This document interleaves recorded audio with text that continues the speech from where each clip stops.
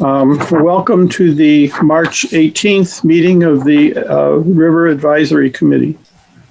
As chair of the River Advisory Committee, I find that due to the state of emergency declared by the governor as a result of COVID-19 pandemic. Hello?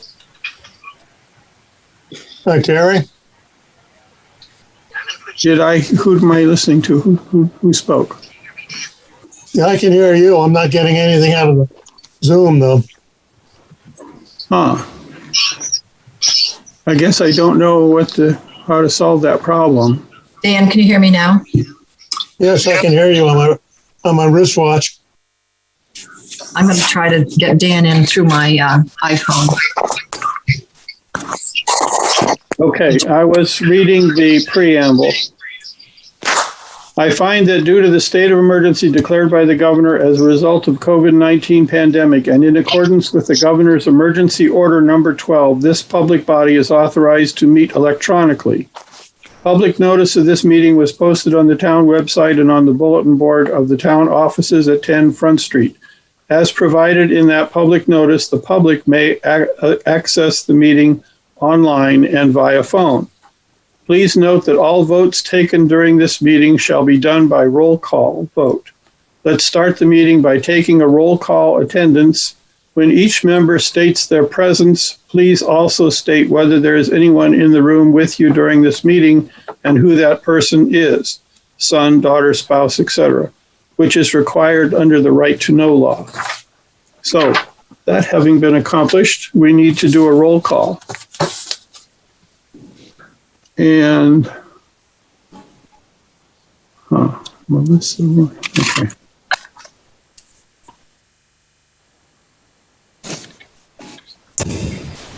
So, I am Richard Huber, and I am alone today, although I was hoping my wife would be here if her computer gives me any trouble. But she has gone shopping, so I'm alone.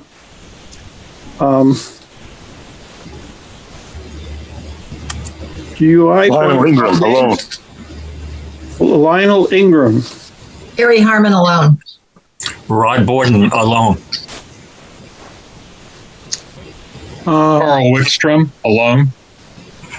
Okay. Warren Biggins, alone. Paul has his audio off, but he's in his office, I think.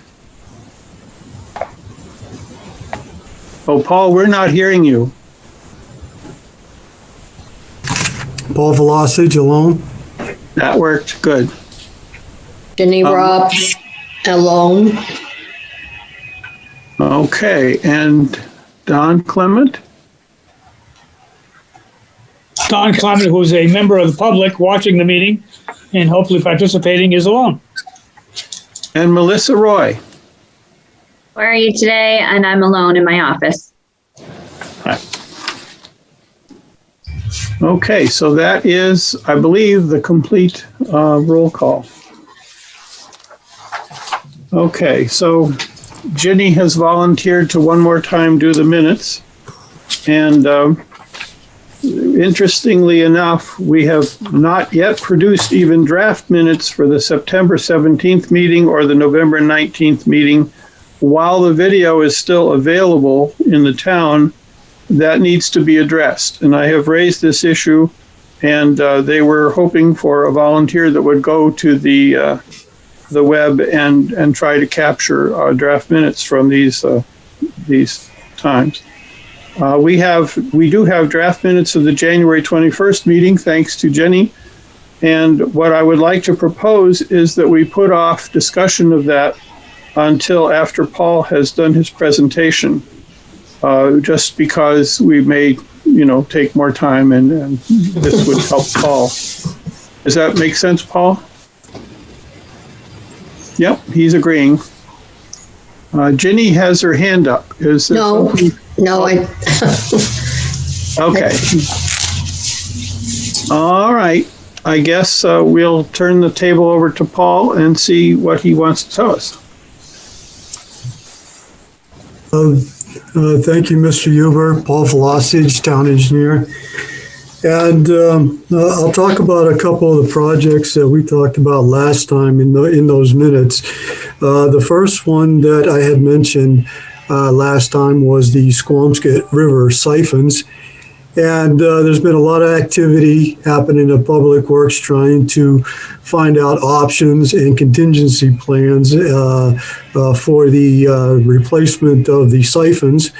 And we've recently made a recommendation to the Water and Sewer Board of what our preferred alternatives are. And just before the meeting, I saw that the chairperson of that committee reached out and would like to talk to DPW about that. So more to come on that project. And yeah, right now there's not enough funding to do the full fix of everything, but there is a way to do a portion of the project and wait for additional funding to happen later. So more to come on that project. Any questions? All right, Ginny has a hand up. Ginny? No, Oh, your hand is up. it is. I thought I lowered it.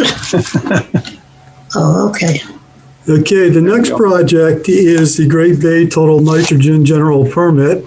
And this is one that DPW Director Jen Perry talked about. And it will replace the current permit that we have at the wastewater treatment facility. And the town did send in the notice of intent to go along with the general permit. And she had quite a discussion last time, but know that the town did agree to go along with the permit. Any questions on that one? Okay, I don't see any hands raising. No questions? Okay. All right, so then the big one here that I can talk a little bit about today is the Pickpocket Dam itself. I had Mr. Huber send out an email that had a memo from the town's lawyer, and I think you all received a copy of that. It went out. Did anybody receive it? I got it. Okay. Okay. So I know that Dawn would not have received it, and so the highlights of the memo. Last time I talked about, we were looking at the rights of abutters to the impoundment, and I've got a couple sentences highlighted that kind of explains the position of the town. And the first one is the town has the necessary water and flowage rights to operate and alter the dam. And there is no corresponding right for landowners abutting the river to require the town to maintain the artificial level of the impoundment created by the dam. So if the dam was modified, lowered the impoundment level, the town has the right to do that. And anything that the town may do in accordance with the letter of deficiency would almost be deemed a reasonable operation of the facility. I was very impressed in the legal document that used the word reasonable very often. I thought that was good. And then there was a second part to the analysis that the lawyer provided, and it was a question about modifications of the fish ladder that is on the Pickpocket Dam. And I got a small paragraph to read here. If the dam is altered to respond to the letter of deficiency, the town could take the position that Fish and Game is required to pay for any necessary changes to the location and design of the fish ladder. The agreement states that the town, and he's looking at in the previous agreement for when the fish ladder was originally installed. The agreement states that the town shall not be liable in any way for any costs of construction or maintaining the fish ladder or its parts. Moreover, to the extent the dam is removed by the town pursuant to a DES order, it is likely that the purpose and intent of the agreement would go away and the town would not have any affirmative action pursuant to the agreement, except to ensure the natural water level in the river is restored. And so that basically talked about that it's not solely on the town's responsibility to provide fish passage for a dam modification scenario.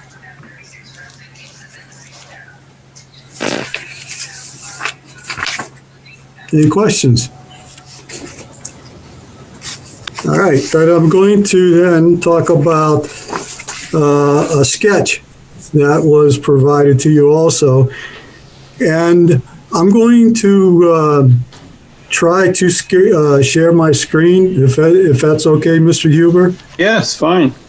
If it doesn't work, I'm going to ask for assistance from somebody. I'm 50-50 on this right now, so give me a second.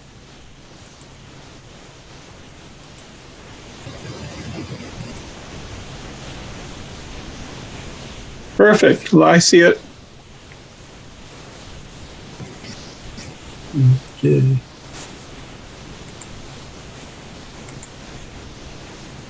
All right. So this, well, first of all, I have to say, DPW had a talk with the town manager after the last river study meeting. And at the last river study meeting, we had talked about the town will not be able to make a decision on what to do with the dam by this time next year. And we also talked about we've got to show some effort in trying to understand the whole pickpocket dam situation before we go and automatically ask for an extension through the Dam Bureau.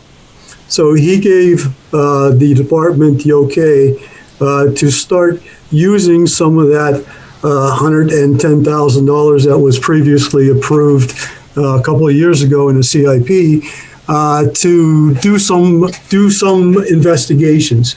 And what we had talked about, instead of starting with the basic stuff and making sure we had all the survey correct and that sort of thing, use existing data and do like a preliminary analysis of sorts and see where that takes us. And I know that even Don Clement had mentioned this at some of the budget review committee to try to limit the scope of what we were investigating. So that kind of sunk in with DPW and allowing a less than fully accurate analysis to happen. And with that information, find out where we might want to investigate more and which options seem a little bit better. So with that, we started with the requirement of the letter of deficiency, and that is to analyze the 2.5 times 100-year storm event, which is the requirement for the high hazard dam. And what you're looking at on this particular page here is a line that goes right through the middle of the Pickpocket Dam from one side of the river to the other side of the river. And can you guys see my pointer okay? Yep. I'm seeing Okay. it. Yes. So this is the spillway of the dam right here. And the fish ladder is over on this side. And the requirements for a high hazard dam is to pass this 2.5 times 100-year storm event with 1 foot of freeboard at the abutment. So here's the abutment on both sides. So 1 foot down, that would have to be where the level of the river at that storm event would be to be an acceptable discharge for the high hazard dam.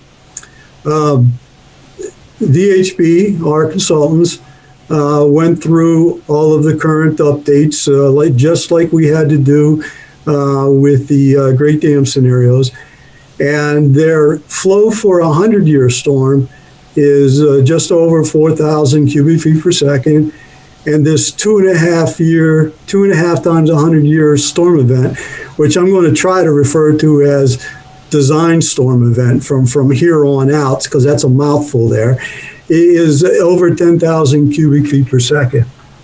Now, a way to get a handle on what some of those flows mean, when we did the analysis for the Great Dam a few years ago, we had to use the 50-year storm event, and that's further downstream. So you'll have more flows, but at the 50-year storm event, we had to design for a 5,700 cubic feet per second flow. So you can see now that this design flow of over 10,000 is a considerable flow. Now, let's go back up and look at this diagram that is the cross-section through the dam. And you'll see this blue line right there that my pointer is tracing. That's the 100-year storm event. And that is just above the top of the abutment for the analysis. But I want to point out something real important right from the beginning. I was hesitant about even bringing this up today because this was the preliminary analysis. And when they ran the program, they found that some cross sections, because of the amount of river elevation, the cross sections did not go out wide enough to accurately represent that section of the river. So they're going to have to go back and adjust some of those. So this is termed my preliminary, or VHB's preliminary analysis, given to you folks just so you can start seeing some of the dynamics as we move forward with the project. So with that, this is the, at the preliminary level, this is the elevation of the 100-year storm event, and it's about at the top of the abutment. Now, when we look at that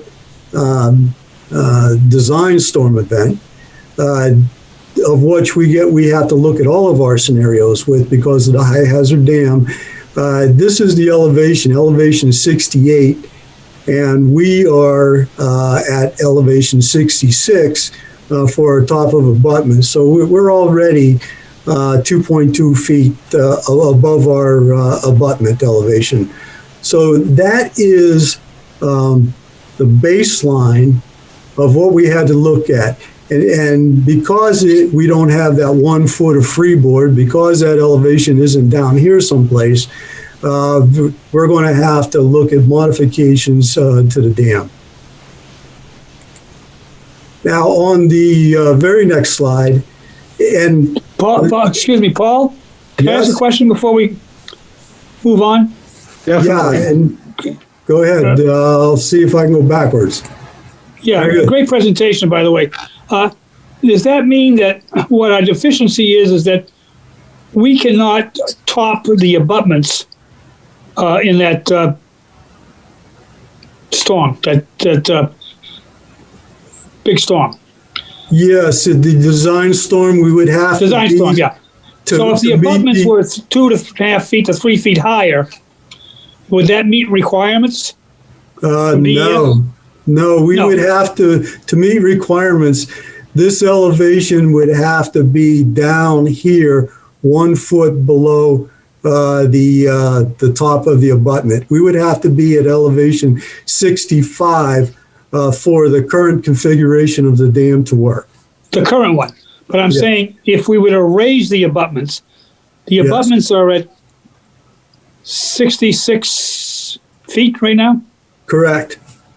If they were to be heightened, raised, increased by several feet, does that meet the conditions of deficiency? But because now the storm of record isn't going to overtop the abutments. Yes, that would be an option that we would need to look at. And it would be more than a couple of feet, because if you look at all of this white area underneath that top line, that's river flowing right there. Yeah. So if we would just automatically up this, all of this flow that's happening here, all the flow that's happening over here will still need to pass between the abutment. Because you got an awful lot of velocity. Well, we'll definitely have a lot of velocity. You're trying to shove a lot of volume through a funnel. Yeah, but hold that thought a little bit for when I go to the next slide. But thank you. Well, one other question on that sectional view. You have a thing called low-level gate close over on the left-hand side of the cross-sectional. Yes. What is that? That is the low-level gate that's actually right about here where my pointer is. It has to be closed according to the Dam Bureau criteria for when you're analyzing the situation. Okay. Those gates have to be closed, and it's basically because maybe you didn't open them in time of the storm, and they're closed. So they make you have the low-level discharge gates closed when you have this. So similar to the gate we had in Great Dam. On the original exactly, Dam. And we had to model 5x5 closed also.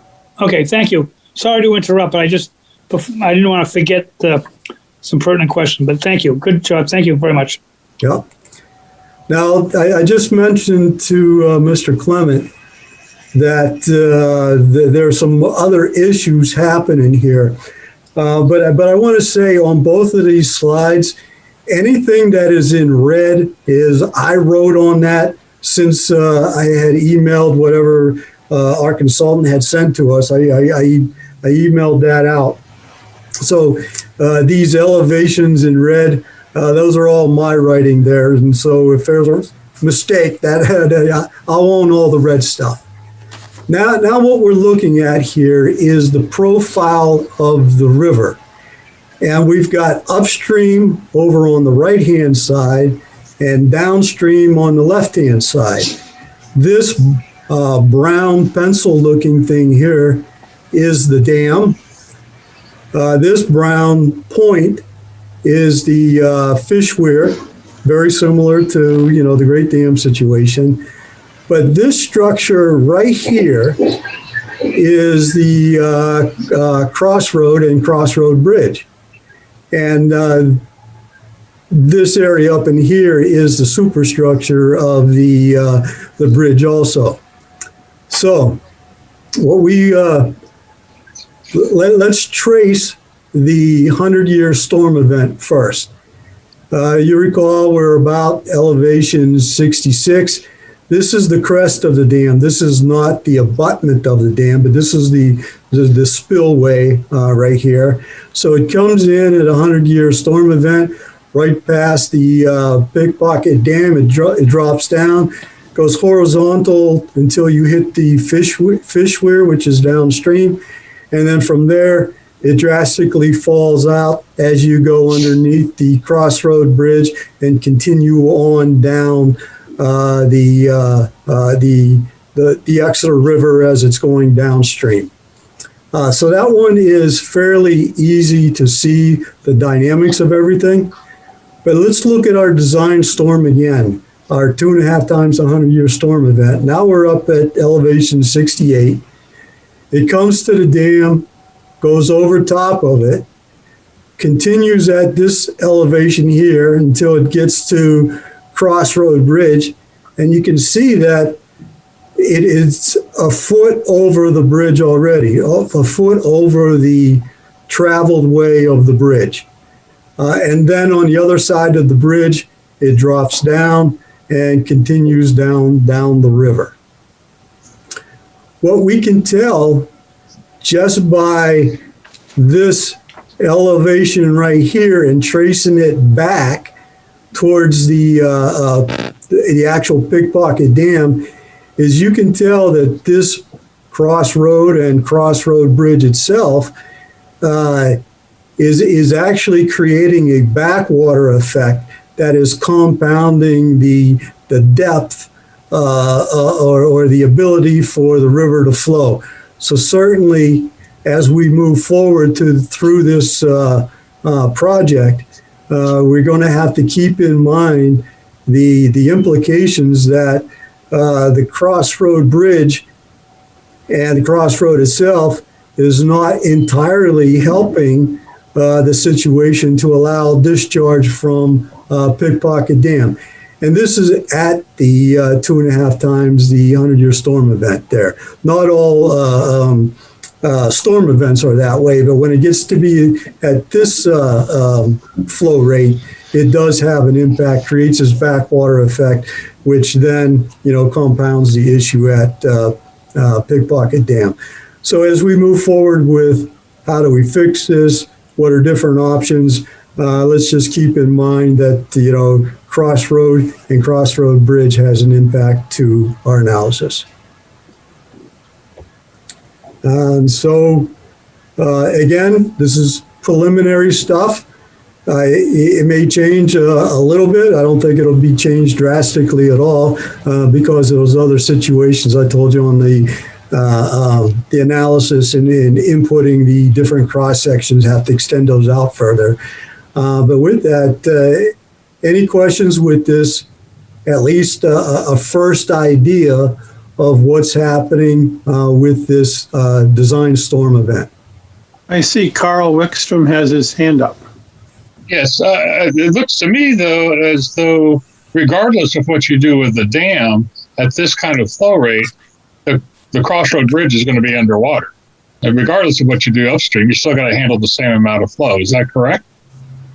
You have to handle the same amount of flow, which is correct.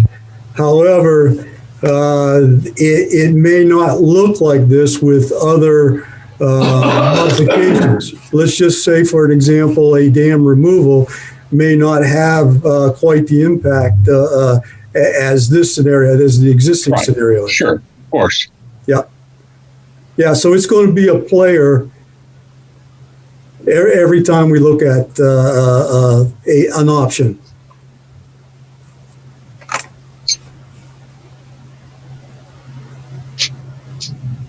Thank you, Paul. That was really interesting. It's almost like the Crossroad Bridge is another dam to be dealt with. Yeah. So I think you always ask me at the end of the meeting, when do you think we ought to meet next? Now that the storm events are being quantified with these flows, it's a matter of now just running iterations of a few possibilities of dam modifications. I think by this time next month, we ought to be able to talk a little bit more about some of these findings and maybe find some directions that we want to head into. So as a suggestion, a meeting next month may be appropriate. Let's plan that for May 20th. It's the third Thursday in May. Did he mean April? Yeah, right. Yeah, April. April is what I'm looking for. Hold on. I think we could do the 22nd since the 1st of April is Thursday. Does that make sense? April 22nd? That's the third Thursday. Well, it's the fourth Thursday, but the first Thursday is the 1st of April. So it's okay. Very early in the month. All right. So let's go with the 22nd of April. Thank you for correcting my May mistake. All right. All right. May I ask a question? Sure. That's Lionel asking a question. Paul, the letter dealt with Fish and Game about the dam. By what I see in that chart, that map you just gave us, what are they going to do about the training dam? Can you repeat that, Lionel? Sure. I didn't fully hear you. In the last diagram, there are 3 items: the dam, the bridge, and a fish and game dam, I guess, which is the training dam for fish. Whatever we do at R2, we control those. They're going to have to be brought in, it appears, to get rid of the other little dam, the weir. That is one possibility. In the Great Dam Project, we took care of the lower fish weir also, and also removed the fish ladder itself. So, depending on how the town wants to move forward with dealing with the fish passage and the fish ladder configuration, it's up for however the town wants to proceed. But certainly, the monies that we received in grants for the Great Dam project, we would not have received the bulk of that, the vast majority of that, if we didn't include fish passage in our project. I understand. I'm seeing some hands raised. Dan Jones, did you mean to raise your hand? Yes, I did. Okay. As the board knows, I'm quite upset about this whole procedure. When they were doing the mapping, the second slide, did they also include an analysis of the Linden Street Dam, Linden Street Bridge? Because that is just below a floodplain that was filled by a prior owner of the trailer park. What's going to happen to that when this happens? And another question is there going to be an analysis of the cost of any other modifications so we might get rid of the high hazard label? Might be considerably cheaper than what we're talking here. My third question, I never saw one from the Great Dam Project. Unfortunately, I was too sick to get involved with that. Has anyone yet mapped the environmental damage, the wetlands are going to be drained if we were to remove this dam? I know if I were a private developer draining this quantity of wetlands, I would be drawn and quartered all over the place before I could even think about it. I know there's a good probably 10, 15 acres of mine will be drained, and how much more upstream on both sides and how many towns to be drained by this project. Okay, let me try to tackle some of those. I've made a couple notes, and if I go wrong or right, let me know. So you had asked about the Linden Street dam or bridge? Bridge. Is that the wooden timber bridge? Yes, it's another bridge that the town built. Town built a crossroad bridge. It's been built and rebuilt. First rebuild was with steel out of the highway project, and then we decided we had to build it all over again. Linden Street, the day school was closed, we determined it was too hazardous to drive school buses over, so it was replaced with a wooden structure at that point. It's not a very wide bridge, a stone abutments on each side. If you're talking this quantity of water coming downstream, what are we doing there? What effect have we got everywhere?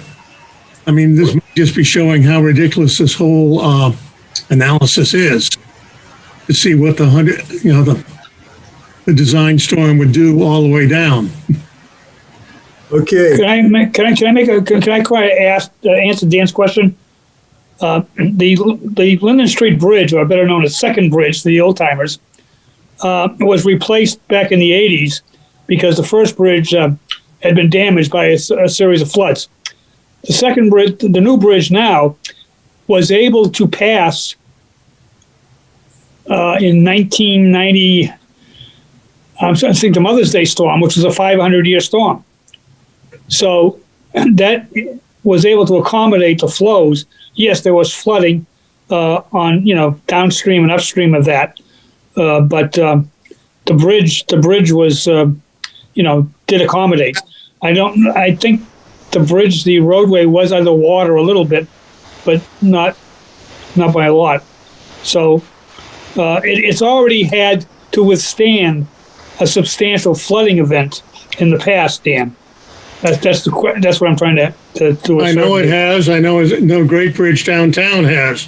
There's water backed up well above Great Bridge at the Mother's Day storm, which is probably the one you're talking about. Yeah. Well, the Mother's Day storm, what relationship that bears to this theoretical 2.5 times the 100-year storm or whatever that figure is. Yeah. Let me jump in here a little bit. The Mother's Day storm, we found out after we took into all the environmental changes going on, was just about that 5,700 CFS flow. So it equated to just around the 50-year storm event when we was actually removing the Great Dam through that analysis. But going back to bridges versus the dam, bridges do not carry the same design requirements as the dams do. So the Linden Street Bridge will be a far lesser storm than this 2.5 times 100-year storm event that we have to make the modifications to work for the dam. So it's two different things. Now, in the previous Great Dam analysis, we did look at what was happening to structures along the river where things were changing. So I would picture that if anything was changing, then eventually through our process here, but not right now. We don't have enough money to do everything. We're paring down to try to get a direction, to try to find some information and move on. We would look at that. However, this dam is just of a similar nature as the Great Dam, in whatever flow comes to it goes over top of it. It's not there to hold back a flood or anything. So what you expect is whatever's coming to the Pickpocket Dam is going to flow over it. So any modifications to Pickpocket Dam is not going to change really what's happening downstream. But my concern is part of this designation of a high hazard dam is the fact that the second bridge may well be contributing to that by impeding the flow of water flooding upstream through the trailer park. Okay, it actually. You understand what I'm saying? It's it helps, dam downstream. It helps in a breach type. When we did the breach analysis, it actually held back some of the flows, so it made it a better situation downstream. Now, the second part of this was you had asked about the high hazard designation itself. Is anybody going to talk about, is there a way to make that a smaller designation? And we are, when I say we, it'll be the consultants and probably Public Works, will have that discussion with New Hampshire DES. Now we know that there are some first floor elevations of some houses that are impacted by the breach analysis. We know that the Crossroad Bridge ends up having flow over the top of it also. We know that Kingston Road also is overtopped with a breach during the 100-year storm event. So we'll have those conversations to see if there is a way to lessen the high hazard designation. But I think just now, me shooting from the hip, about the best that we could do is significant hazard because of the impact, at the very least, the impact to the Crossroad Bridge and Kingston Kingston Road Bridge also, that big culvert that goes right there, or it was a culvert, now it's a bridge. And that's assuming that we could acquire the properties that are flooded and that sort of thing. But yeah, can I try to share my screen again, Mr. Huber? Would that be all right with you? Sure.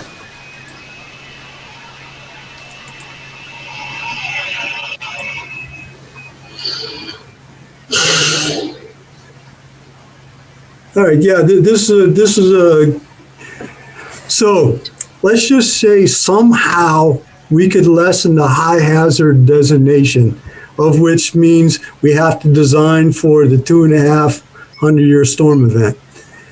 If it was a, what was the word I was using, a significant hazard, then it would drop down to using the 100-year storm event.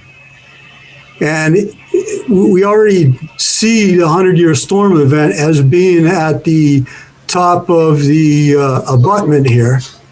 And we know that this dam right now could not pass the 100-year storm event with that 1 foot of freeboard also. That would be a requirement. So we know even if it was reduced down by whatever means, that we'd still have to do modifications to the dam. Well, it would change the discussion a great deal. But we'll find out some more information of the likelihood of that, or if we could, what some of those parameters would be that we would have to do. So I hope to have that conversation completed too by next month's meeting also. Now, the last part was wetlands. And I know that you had asked this before, but certainly in the thick report of the Great Dam, there was calculations of how much wetlands were being added or subtracted. So that information was there, and depending on the type of scenario that we use, that may modify the elevation, the normal elevation of the impoundment. I would assume as we go through the process, there would be a calculation then also that would talk about the amount of wetlands that were impacted, either pluses or minuses to that.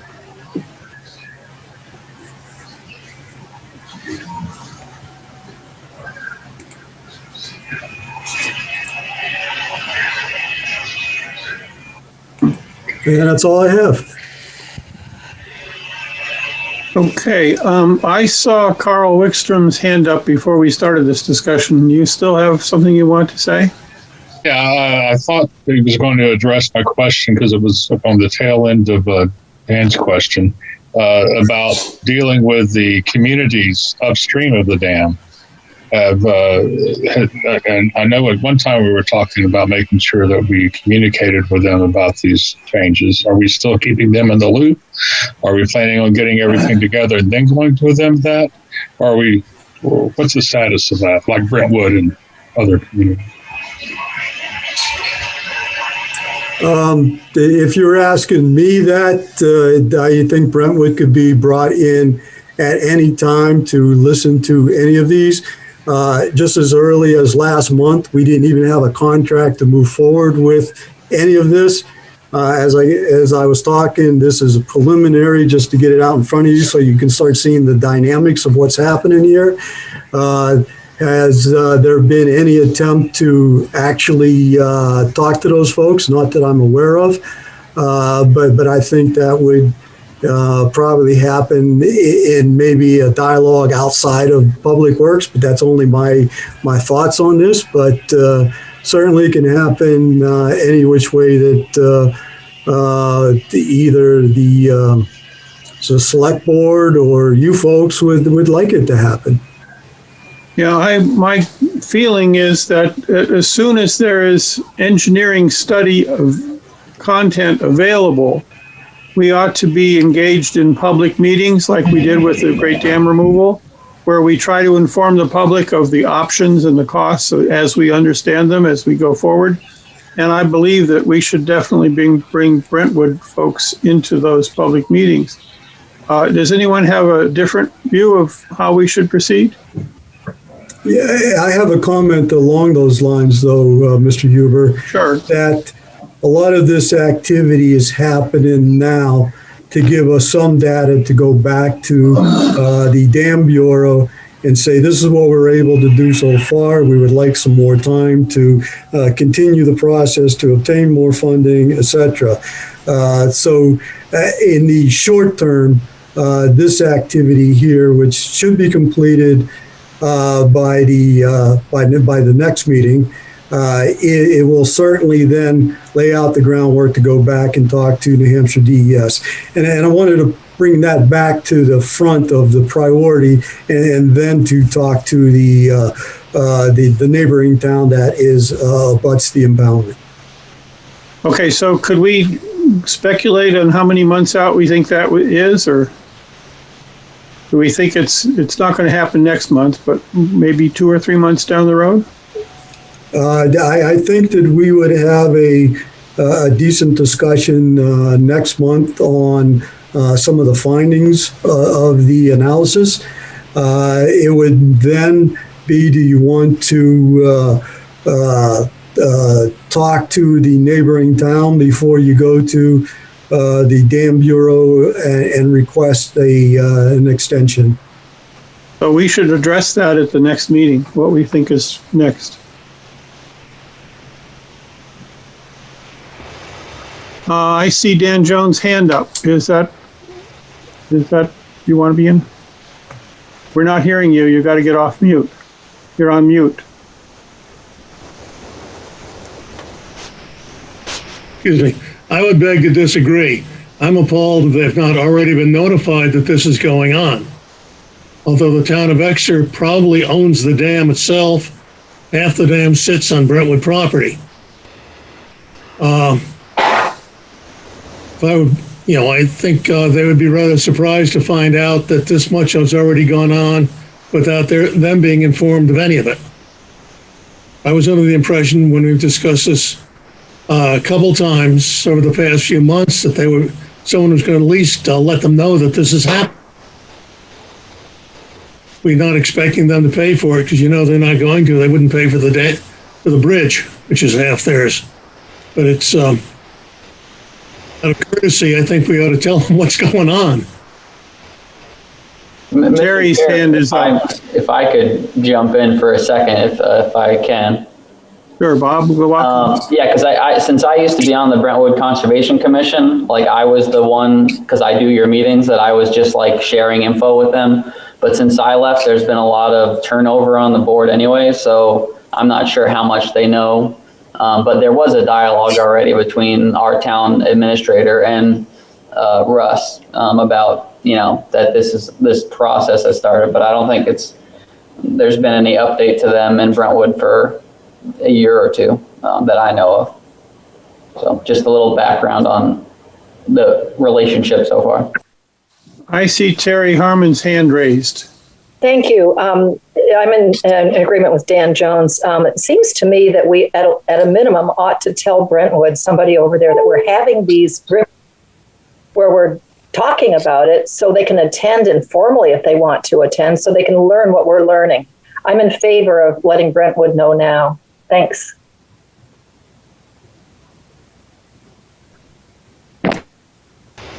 How would one proceed to do that?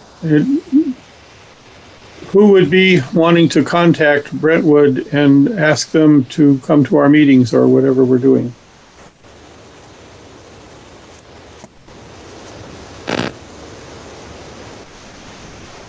Lionel has his hand up. Lionel's still on mute. Lionel is still on mute. Right. In the past, there's been some conversation between us and Brentwood, and I have a memory that they were not interested at that time. How long ago that was, I don't remember. It seems to me the ideal location right now is town manager to whoever they have as an equivalent, just to keep them informed. And I agree, if we haven't done it, it's a mistake, but I think we have to some degree. But I think it's a town manager issue, not a select board, not a committee. We can invite them to join us, but I think the town manager should be the one to have the discussion. Okay, I can bring that up and see how it flies. Terry's hand is still up. Did you want to come back? I didn't necessarily, but do you require a formal motion? So I so move, and if you don't, that's okay. I don't think we're at a motion, are we? No. I'll take my hand down. Okay, Don Clement's hand is up. Yes, thank you. Don Clement, Thelma Drive. It depends what level you're talking at. If you're talking at a municipal level, then that discussion ought to be with our municipal people, either the Board of Selectmen or town manager, with the Brentwood municipal government. If you're thinking about, is this reached out to the general public, then, the general public, this is an open meeting. I'm not sure how many people from Brentwood are going to be able to attend this because it's virtual. Makes it difficult. One of the things that we've done in the past as a member of the Exeter Swampscott River Local Advisory Committee is we held public forums to try to have a discussion. We did this about 3 years ago when the discussion came about the dam upstream of that in Brentwood on the Fremont line. So certainly, for a public forum when we have information, Exeter Swampscott River Local Advisory Committee could try to sponsor a general meeting. Again, things are very difficult with COVID now, how to set them up. Especially, we're doing a pretty good job when we're doing town stuff, but when we're sharing from town to town, it makes it a little more complicated. But I think it's a two-step process. You want to talk about, do you want to engage the municipal people in Brentwood and the general public?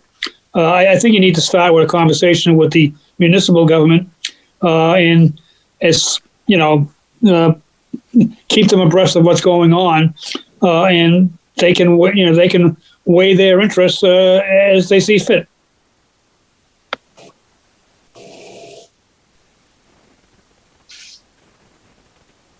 Okay, my guess is this should be a topic that we discuss at our next meeting as well.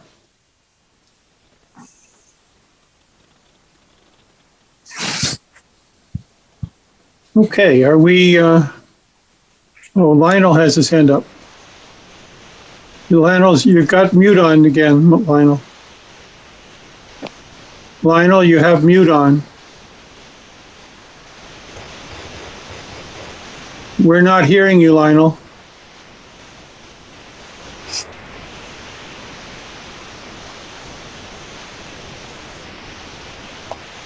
Lionel, you're I like there I am. The host had me muted. I'm sorry. Okay. It seems to me that we don't need to wait till next time to discuss it.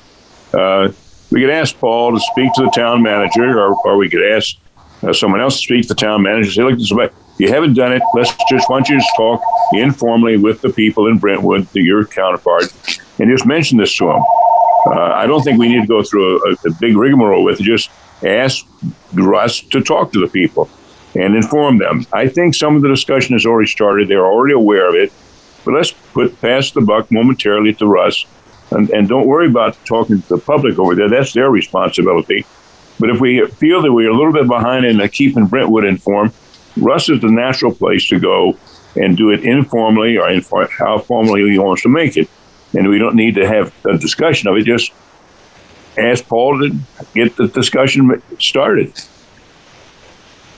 How do you feel about that, Paul? You're on mute. Yeah, that works fine for me. I'll do that. Okay, well, thank you. Okay, Lionel's hand is still up. Are you all set? All right, are we ready? I'm okay, thank you. Are we all ready to go on to the agenda? The rest of the agenda? Yep.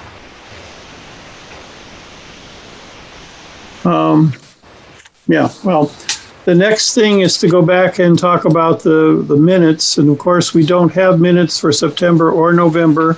And again, that issue has been raised and is being addressed, I guess, at the HR level to see what can be done while the the video of those meetings is still available.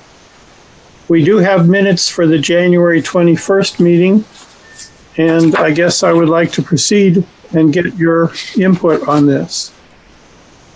So everybody got a copy of the minutes? Okay, does anybody have any comments about page 1? In a sense, it is a responsibility of the committee to produce minutes that go on the web forever. And you want to know that the minutes did describe what people actually thought they said at the meeting. I know that in a sense, you know, it's embarrassing because the minutes are important and the only way they get to be approved is if the whole committee has had a chance to pore over it and decided it's okay. And then if there are things that aren't okay, that has to be discussed in public, and it's embarrassing. And I want to start by saying I really appreciate Jenny's volunteering, and I know it's not easy. The transcript that comes automatically is flawed in many ways. The video frequently doesn't get extremely good audio for everything. And notes that people may have from the meeting are what they are. So, you know, putting this together on a 5-day times table and then waiting a month or two to have people pore over it and nitpick the punctuation or whatever is an embarrassing process. It's just difficult to deal with this without hurting people. So that being said, I'm hoping that you all did read it and that you have thought about whether it's saying what you remember happened at the meeting, even though with meeting every 2 months, it's a long time ago. So again, I'll ask, does anybody have any comment about page 1? No. Seeing none. Does anybody have any comment about page 2? Okay, seeing none. Does anyone have any comments about page 3? Okay, well, I was a professor at one point, and I did write papers, and I do proofread. So I do not want to embarrass anybody, but I found a couple things. If you are in page 3 and you step up from the bottom 1, 2, 3 paragraphs and look at the bottom of that paragraph, it says, it would be beneficial to the town as it is less but the original said as it restrictive or something. Let me look at the original.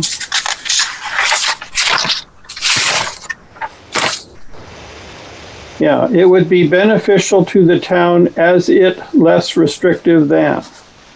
I think it should be, it is less restrictive than the original, than the initial language. So I just put the word is between it and this, less on that paragraph. The next paragraph, you can retract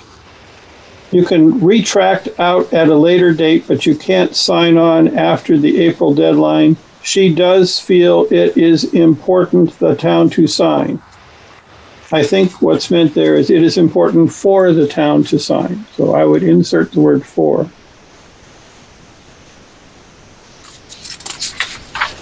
Okay, does anybody have any comments on page 4? Seeing none. Okay, the top paragraph on page 4 ends with the sentence, there is a lot more detail. Let me do it over here.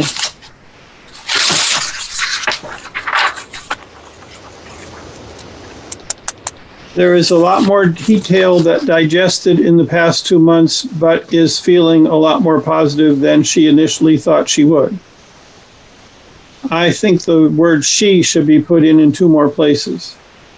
There is a lot more detail that she digested in the past 2 months, but she is feeling a lot more positive than she initially thought she would. Okay, on the next paragraph, the third paragraph on this page, It reads, but it is her understanding that when a permit comes up for renewal, there is an opportunity for change and typically pollutant discharge rates. I'm not sure how that happened, but it seems to me that you want to say an opportunity for change to pollutant discharge rates, deleting and typically. And then another sentence down, it says, the permits are granted for a 5-year period. From her experience, the EPA is not timely. The first is shouldn't be there. It should say, the permits are granted for a 5-year period, and from her experience, the EPA actually is not timely in renewing permits. Again, it's very complicated to get this out in 5 days, and there's computer problems and there are problems with the transcript, and many of these are effectively just typos, and I'm sorry to bring them up. Any comments on page 5?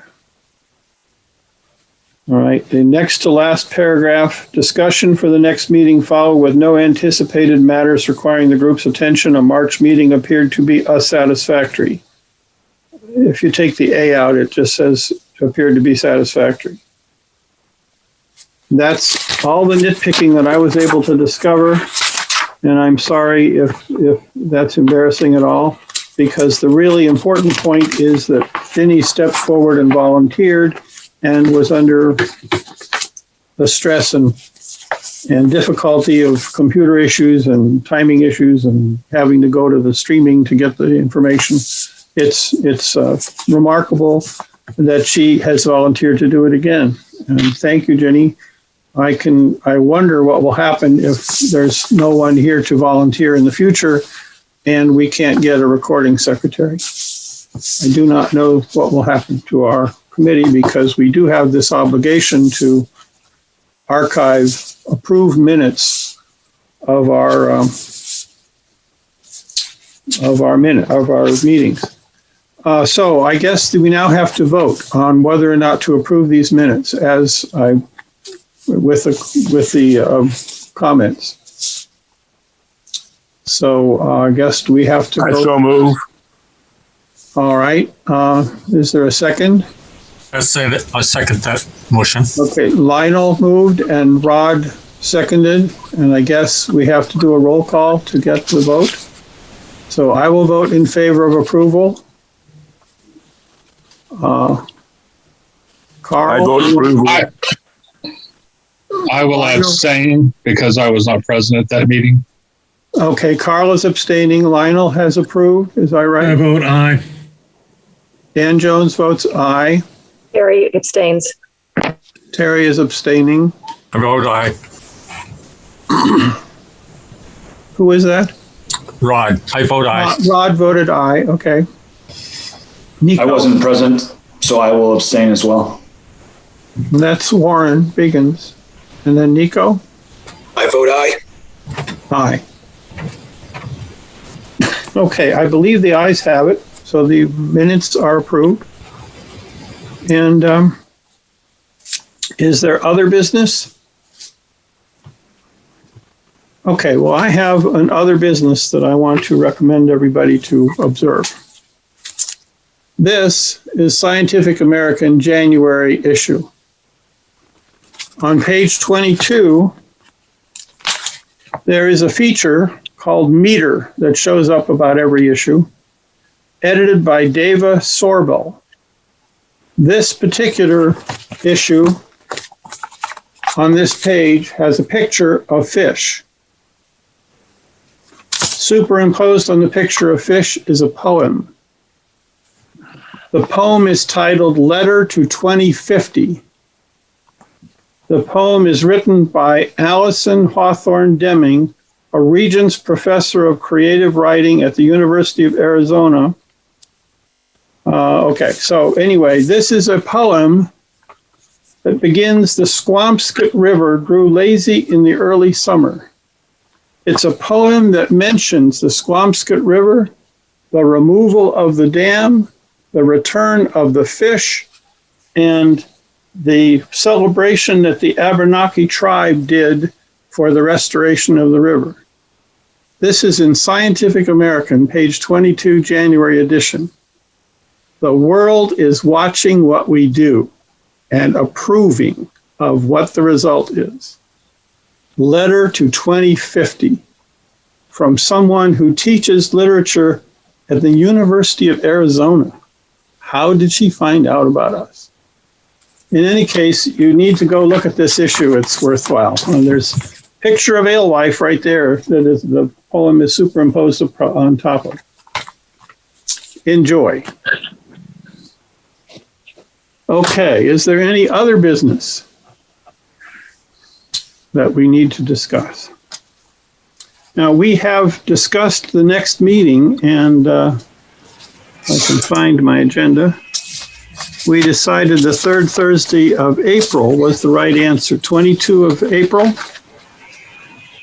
So that should be our next meeting at 3 o'clock as a Zoom meeting. Okay, any comments?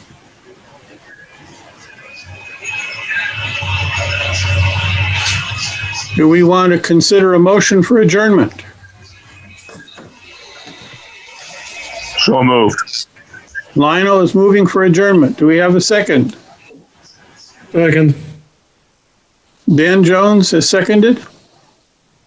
Okay, I believe do we need to take a vote? I think we're all consenting, right? I believe we've adjourned. Thank you.